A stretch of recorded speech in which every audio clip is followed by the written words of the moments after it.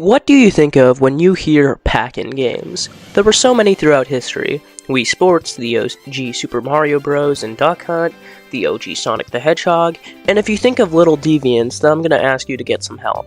However, the function of pack-ins changed over time.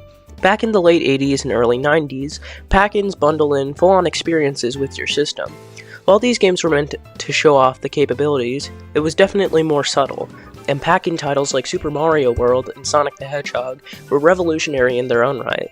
However, starting with Wii Sports, pack-ins were turned into tech demos that show off the capabilities of whatever your console has going on, disguised as a game. And in the case of Switch 2 Welcome Tour, they didn't even try to hide it, and they charged you for it. However, I'd say one of the most successful attempts at a pack-in in the modern day was Astros Playroom. Astro was a character introduced on the PS4 VR add-on. He appeared in the Playroom, which was a pack-in with the VR to my knowledge. I've never actually played it, and in his standalone game. Astro's Rescue Mission was one of the best games on the PlayStation VR in my opinion. It's also the only other PlayStation VR game I've played besides Beat Saber. So, Astro's Playroom was kind of following up on that concept.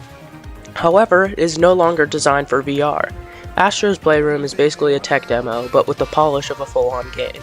The visuals are great, the soundtrack is sublime, and the polish, as I said earlier, is insane. There are four full-on levels, 1 boss fight, 8 shorter speedrun levels, and a decent amount of collectibles referencing old PlayStation hardware, games, accessories, and so much more. You might be sitting here saying, oh, that doesn't seem like a lot, and I'd say you're right, except for the fact that I have like almost 40 hours on this game. To put that into perspective, that's more than I've played 2 Spider-Man games and Horizon and Forbidden West combined. Also, to knock on Welcome Tour again, I don't think I've played that quote-unquote game for more than an hour. So, is there something more to this game than I'm letting on? Well, in terms of content, no, not really. But in terms of how much fun the game is, then yes. Astro's Playroom takes place inside of a PS5 console, and this is so it can take you through different parts of the system and show you what the fancy new DualSense controller can do. There are different odd things like blowing into the microphone to push propellers to make things happen, but there are some actual cool gimmicks. For example, tension increasing in the triggers to simulate pulling back a bow, hearing raindrops through the DualSense speaker as they hit your umbrella, using the touchpad on the DualSense as a trackball, and many other cool things. A lot of these gimmicks don't even feel out of place, and felt really natural while I was playing.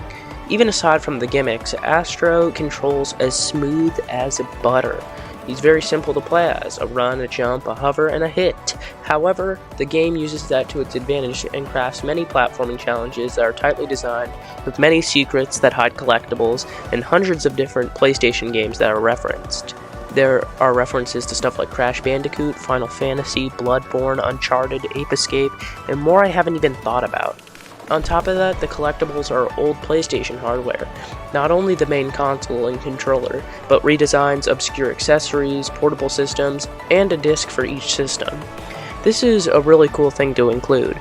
On top of that, the main character, Astro, is just really well designed, and is very expressive. But not only is he expressive, but so are all the other bots in the background. These bots are always doing something funny and silly that just makes the world feel so much more alive and lived in.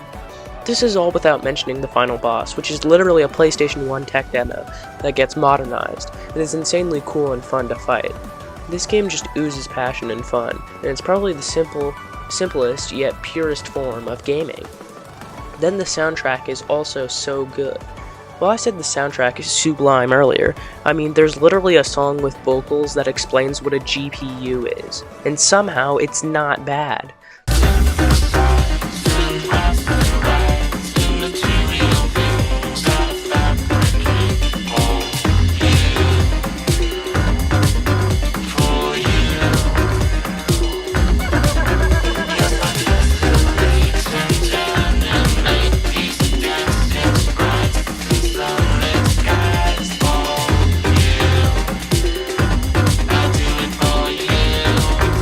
The visuals are also really great, with the themes matching up with where the stage takes place in the PS5, with the cooling area being a resort that as you go deeper and deeper into has more of an icy vibe to it, or the SSD level having the theme of a speedway with flying cars coming at you that you have to glide around.